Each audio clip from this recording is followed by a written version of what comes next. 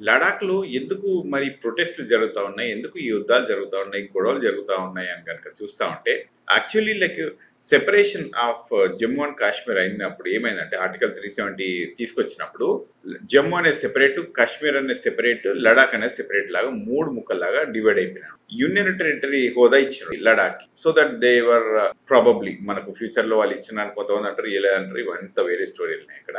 అయితే ఇక్కడ అప్పుడు యూనియన్ టెరిటరీ లాగా ఇచ్చి వాళ్ళు స్టేట్ హుడ్ ఇస్తాము అన్నట్టు వాళ్ళు చెప్పిండ్రు. కాకపోతే ఇక్కడ రైటింగ్ లో ఏం లేదనమాట. కానీ ఇప్పుడు ఏమైతుందంటే మరి మాకు స్టేట్ హుడ్ కావాలి అని చెప్పి లడాక్ వాళ్ళు గొడవ చేస్తాం. That is the number 1 reason. దాంతో పాటు ఏంటంటే 6th షెడ్యూల్కి తీసుకురావాలని. 6th షెడ్యూల్ అంటే ఏంటంటే అక్కడ వేరే వాళ్ళు ఎవరు ల్యాండ్స్ కొనుక్కోరాకుండా ఉండడం. మొత్తం లడాక్ ఎక్కువ కూడా మెజారిటీ 90% వరకు ట్రైబల్సే ఉంటారని మనకు కొంత ఇన్ఫర్మేషన్ ఉంటుంది. అయితే వాళ్ళు ఆ ట్రైబల్ ల్యాండ్ సేవ్ చేసుకోవడానికి వాళ్ళ ప్రాపర్టీస్, వాళ్ళ ల్యాండ్, వాళ్ళ కల్చర్ అవన్నీ సేవ్ చేసుకోవడానికి వాళ్ళు 6th షెడ్యూల్ కిందకి తీసుకురండి అని చెప్పి ఇంకొక డిమాండ్. తర్వాత వాళ్ళది ఏంటంటే లాంగ్వేజ్ వాళ్ళకు స్టేట్ హుడ్ లాంగ్వేజ్ ఇవ్వాలని చెప్పి అదొకటి. దాంతో పాటు వాళ్ళు ఇంకొకటి ఏమడుగుతున్నారంటే ఈ రిజర్వేషన్ ఎంప్లాయ్మెంట్ లో ఇప్పుడు కొన్ని పొజిషన్స్ ఉంటాయి కదా, అవి వాళ్ళకి రిజర్వేషన్ ప్రకారం తీసుకురావాలి. మా 90% మేమే ఉన్నాం కాబట్టి మాకు మెజారిటీ ఇవ్వాలి అని చెప్పి ఇట్లా కొన్ని డిమాండ్స్ ఉన్నాయి అన్నమాట. ఇంకొకటి ఏంటంటే ఇక్కడ actually one of the important thing regarding the lands ఏంటంటే ఈ ల్యాండ్స్ ఎప్పుడైతే వాళ్ళకు ఉంటాయో ఇప్పుడు ఉంటున్న సిచ్యువేషన్ ప్రకారం ఏంటి అని కనుక చూస్తే అక్కడ లడాక్ లో కొన్ని హోటల్స్ ఉంటాయి అనమాట. అన్ని చిన్న చిన్న హోటల్స్ మన అట్లాంటి మామూలు వాళ్ళు నడుపుకునే హోటల్స్ అనమాట. సో వాళ్ళు దాంతో ఇంకా లైఫ్ స్టైల్ ఏదో నడుపుకుంటా వెళ్ళిపోతూ ఉంటుంది. ఇప్పుడు ఈ స్టేట్ హుడ్ కనుక ఇవ్వకపోతే ఈ ల్యాండ్ పెద్ద పెద్ద కంపెనీస్కి ఇచ్చేస్తారు కాబట్టి ఈ పెద్ద కంపెనీస్ తీసుకుంటే ఆ ల్యాండ్స్ ని ఫ్యూచర్ లో వాళ్ళు పెద్ద హోటల్స్ కట్టేస్తారు. లెట్స్ ఒక 100 రూమో 500 రూమో 1000 రూమ్ ఒక హోటల్స్ కట్టేసారు అనుకోండి. అట్లాంటి కట్టేస్తే ఏమవుతుంది, ఈ మన అట్లాంటి చిన్న బిజినెస్ నడుపుకునే వాళ్ళందరి బిజినెస్ మొత్తం దెబ్బతింటాయి. కనుక అక్కడ ఎంప్లాయ్మెంట్ పోతుంది అని చెప్పి యూత్ కి కొంత కోపం కూడా ఉంది. బేసికల్లీ ఎంప్లాయ్మెంట్ లో ఆ పొజిషన్స్ ఫిల్ కాలేదు. ఆ ఫిల్ చేసే వాటిల్లో రిజర్వేషన్ కావాలని చెప్పి వాళ్ళు అడుగుతా ఉన్నారు. రెండోది ఏంటంటే ఇప్పుడు ఈ హోటల్ అంటే ల్యాండ్స్ కనుక ప్రైవేట్ ఆర్గనైజేషన్స్ కి ఇచ్చేస్తే వాళ్ళు దాన్ని తీసుకొని బిజినెస్ చేసేసుకుంటారు, మా బిజినెస్ అన్ని పోతాయని. ఇంకోటి ఎవరికైనా ఇప్పుడు మనం ప్రాక్టికల్ గా ఆలోచించుకోవాల్సింది ఏంటంటే ఎవరి లైవ్లీహుడ్ పోయినా ఇబ్బందే. ఎవరి లైవ్లీహుడ్ పోయినా దట్ ఈస్ నెంబర్ 1 కాజ్ అనమాట ఫర్ డిప్రెషన్. ఎవరికైనా ఉద్యోగం పోతే అది number 1 cause for depression usual గా అట్లాగే ఉంటుందని, ఎందుకంటే అది లైవ్లీహుడ్ తీసేస్తూ ఉంటుంది కాబట్టి. సో ఇక్కడ ఇప్పుడు లడాక్ లో కూడా జరుగుతున్న విషయం అదే. ఇంకా ఇది ఒకటి ఏంటంటే దీంతో పాటు వాళ్ళకు 2 ఎంపీ సీట్లు కావాలండి. ఒకటి లే ఒకటి, ఇంకోటి కార్గిల్ ఒకటి. కార్గిల్ ఇప్పుడు లడాక్ కిందకే వస్తుంది. కార్గిల్ ఎక్కువ మెజారిటీ ముస్లిం కమ్యూనిటీ ఉంటుంది. అదే లేలో మాత్రం ఎక్కువ బుద్ధిస్ట్ ఉంటారు అనమాట. సో ఇక్కడ బుద్ధిస్ట్ ఆర్గనైజేషన్స్ కొన్ని ఎక్కువ ఉంటాయి. వీళ్ళు యుద్ధాల్లో పార్టిసిపేట్ చేసేసారు. మన దేశం తరఫున ఎంతో మంది అందులో సోల్జర్స్ లాగా ఇన్వాల్వ్ అయినరు, చనిపోయినరు, అన్ని రకాలుగా జరిగినాయి అనమాట. So they are patriots too right.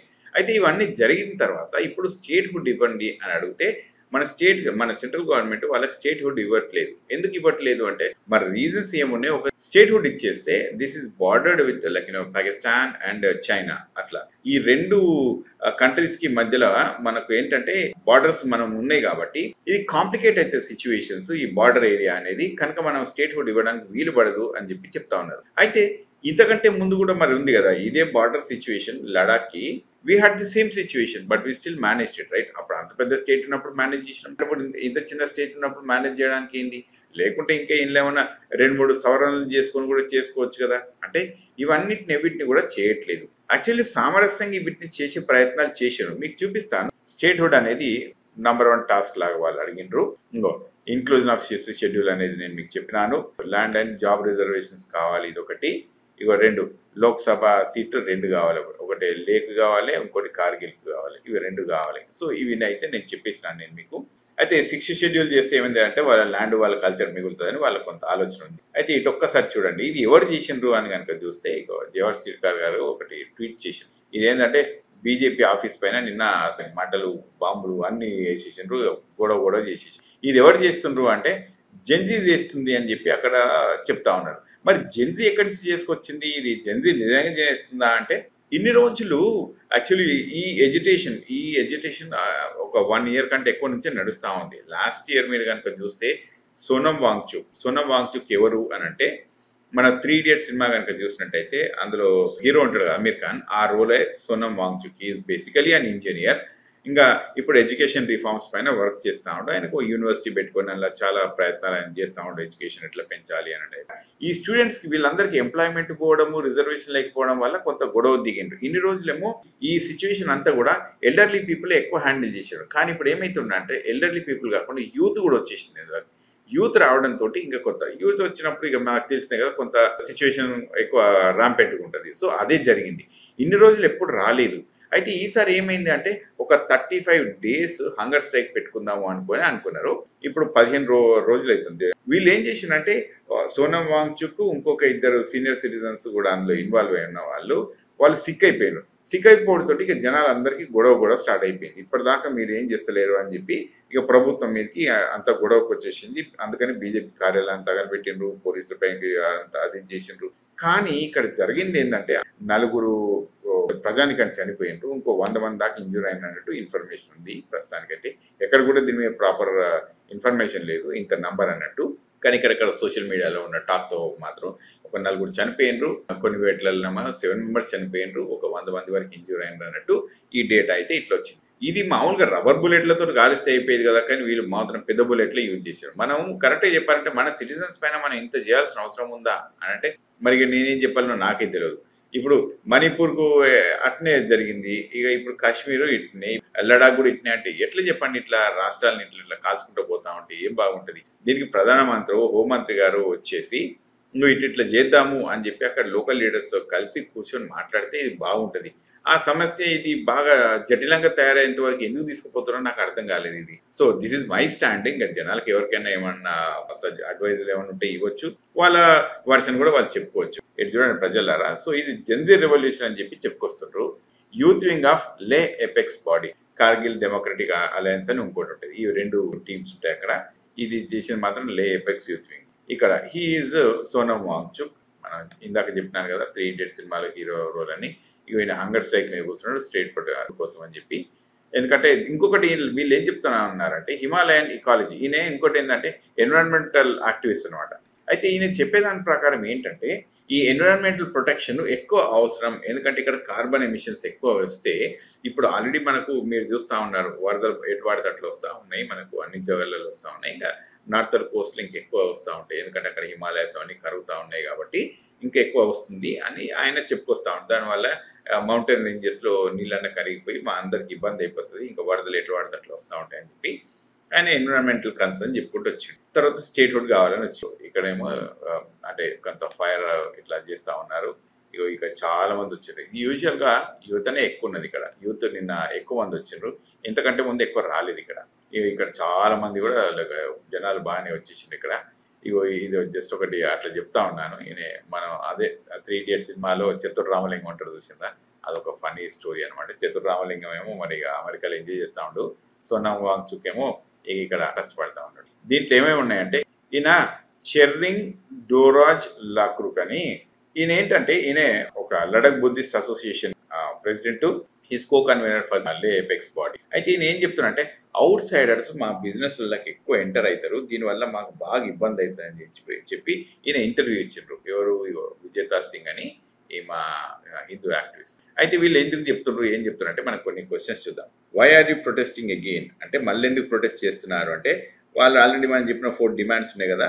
ఒకటేమో 6th schedule, ఒకటేమో స్టేట్హుడ్, ఇంకొకటి లోక్సభ సీట్ కావాలి అని చెప్పి, తర్వాత గవర్నమెంట్ వేకెన్సీస్ ఫిల్అప్ చేయాలి అంటే వాళ్ళకు రిజర్వేషన్ కావాలని చెప్పి ఇది చెప్పిండ్రు. తర్వాత how long will the protest go on, protest ఎన్ని రోజులు అయితే అంటే వాళ్ళకి స్టేట్హుడ్ వచ్చేంత వరకు కావాలి. తర్వాత 35 రోజులు అయితే ఇప్పుడు మేము ఖచ్చితంగా హంగర్ స్ట్రైక్ చేస్తాము అని చెప్పి కూర్చున్నారు. ఇంతకంటే ముందు మరి ఏం జరగలేదా అంటే క్రితం 4-5 సంవత్సరాల నుంచి ఇవి జరుగుతూనే ఉన్నాయి, కానీ ఇది ఎక్కడికి వెళ్ళట్లేదు. ఇప్పుడు 2024లో కూడా వీళ్ళు ఏం చేసినంటే ఇప్పుడు మన సోనమ్ వాంగ్చుక్ గారు he all the way from లే నుంచి ఢిల్లీ వరకు నడుచుకుంటూ వస్తే ఆయన సిటీలకి ఎంటర్ కానివ్వలేడు. ఢిల్లీ సిటీలకి ఎంటర్ కానియకుండా ఆయన అక్కడి నుంచి అక్కడికే పంపించేసేసారు. ఎందుకంటే ఢిల్లీలోకి వస్తే ఇంకేది ఎక్కువ గొడవ అయిపోతాం అన్న ఉద్దేశంతో అక్కడి నుంచి పంపించేసి లోపలికి కూడా రానియలేదు.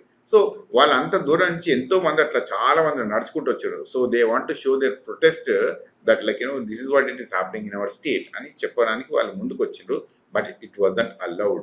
వాళ్ళు ఇంతకంటే ముందు కూడా లాస్ట్ ఇయర్ కూడా మరి అంత చలిలో చాలా మంది ముసలోళ్ళు ఆడవాళ్ళు, మగవాళ్ళు, సోనం వాంగ్చుక్ ఎవ్వరు సంబంధం లేకుండా చాలా మంది ఆ చల్లో భీకరమైన చల్లో కూడా వాళ్ళు అసలు బయట టెంట్లు వేసుకొని నిరహార దీక్ష చేసింది లాస్ట్ ఇయర్. దానికి ప్రభుత్వం స్పందించలేదు. ఎన్నో ఇట్లాంటివి జరిగినాయి. ఇప్పటిదాకా 4-5 మేజర్ మీటింగ్స్ జరిగిన తర్వాత కూడా స్పందించకపోతే ఇవాళ పిల్లలు రోడ్డు పైనకి వచ్చి గొడవలు చేసింది. అయితే దీనికి ఏంటంటే ఇప్పుడు లాస్ట్ ఇయర్ ఏమైంది అంటే ద్రౌపది ముర్ము గారు కూడా కొంత దీనిపైన రిజర్వేషన్ లాంగ్వేజ్ పైన మళ్ళీ టాక్ ఉండే.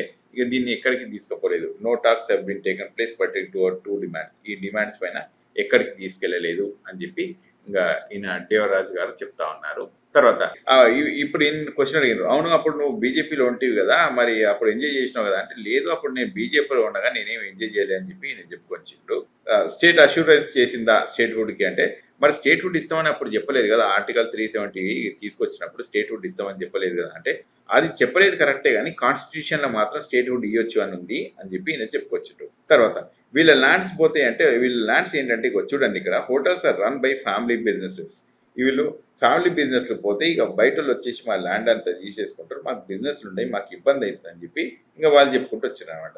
తర్వాత what kind of protection you had when you are JNK, Jammu Kashmir తోటినప్పుడు మీకేం ప్రొటెక్షన్ అంటే, మాకు our lands were 100% protected by then, no outsiders were applied for the jobs అని చెప్పుకొచ్చారు అనమాట. ఇప్పుడు ఆర్టికల్ 370 వచ్చిన తర్వాత ఏమైందంటే, ఈ ల్యాండ్లు ఎవరైనా కొనుక్కోవచ్చు, ఇక్కడ బిజినెస్ ఎవరైనా చేయవచ్చు, కనుక ఇది అయితే మాకు ఇబ్బంది అవుతుంది అని చెప్పి లోకల్స్ వాళ్ళ గొడవ అనమాట. What is your next move అంటే, ఇక వీళ్ళు ఏం లేదు, ఇప్పుడైతే ఇంకా వీళ్ళు మాట్లాడతామని చూస్తుండ్రు. ఇప్పుడు ప్రభుత్వంతో మాట్లాడింది. October 6th నాడు గవర్నమెంట్ కూడా వీళ్ళని పిలిచింది. మరి ఏమైతుందో అప్పుడు చూడాలి. దీన్ని వీళ్ళు ఏం చెప్తున్నారంటే, మేము ఏ పొలిటికల్ ఉంచుకుంటాము అని చెప్పి చెప్తా ఉన్నారు. తర్వాత ఒకరినొకరు ఇప్పుడు ఈయన ఏం చెప్తున్నారంటే, సోనం వాంగ్చుక్ గారు ఈ లేలో అయిన పొరస్లన్నీ కూడా ఏం చెప్తున్నారంటే, ఇద్దరు ఒకరొకరు బ్లేమ్ చేసుకుంటారు. సోనం వాంగ్చుక్ ఏం చెప్తున్నారంటే, ఇన్ని రోజులు మా సైలెంట్ ప్రొటెస్ట్ ని అసలు లెక్కనే చేయలేదు, మీరు చేయబట్టి గొడవలు జరిగినాయి అని చెప్పి సోనం వాంగ్చుక్ చెప్తాను. ప్రభుత్వం ఏం చెప్తుందంటే, నువ్వు రెచ్చగొట్టే మాటలతోటే అసలు ఇక్కడ ఈ గొడవలన్నీ జరిగిన మారణ హోమం, ఇక్కడ జరిగిన హత్యలు అంటే డెత్స్ కూడా మీ వల్లనే అయినాయి అని చెప్పి సోనం వాంగ్చుక్ ని గవర్నమెంట్ అంటుంది. గవర్నమెంట్ ఏమో సోనం వాంగ్చుక్ అంటుంది. సో ఒకళ్ళ మీద ఒకళ్ళు తోసుకుంటారు అనమాట ఇప్పుడు సిచ్యువేషన్. కానీ ఎవరినెవరు దోసుకున్నా చచ్చిపోయింది మన భారతీయులే కదా. రబ్బర్ బుల్లెట్ అట్లాంటివి కాల్చొచ్చు కదా, ఇన్స్టెడ్ ఆఫ్ లైక్ ఈ బిగర్ బుల్లెట్స్ అంటే ఒరిజినల్ బుల్లెట్స్ కాకుండా. ఇట్లా ఏంటంటే, ఇంకొకటి ఏంటంటే ప్రజలారా, నేను ఒక మాట చెప్తాను చూడండి, మనం ఎంతో కొంత సోషల్గా కొంత చలనం ఉండాలి మనకు, లేకుంటే ఇట్లాంటివి జరుగుతూ ఉంటాయి. మరి అందులో మనమే ఉండొచ్చు, మన బంధువులే ఉండొచ్చు, ఎవరన్నా ఉండొచ్చు. అట్లాంటి సందర్భంలో వద్దు అనుకున్నాం అనుకోండి, ఇది ఏమంటూ ఉంటుంది అంటే, మనకు ఒక డెమోక్రటిక్గా మనకు ఓటు అనేది ఒకటి ఉన్నది. దాన్ని న్యాయంగా సద్వినియోగం కనుక చేసుకున్నట్టయితే మనము ఖచ్చితంగా ప్రశ్నించవచ్చు, ఖచ్చితంగా మనకు కావాల్సిన ప్రభుత్వాలే వస్తూ ఉంటాయి.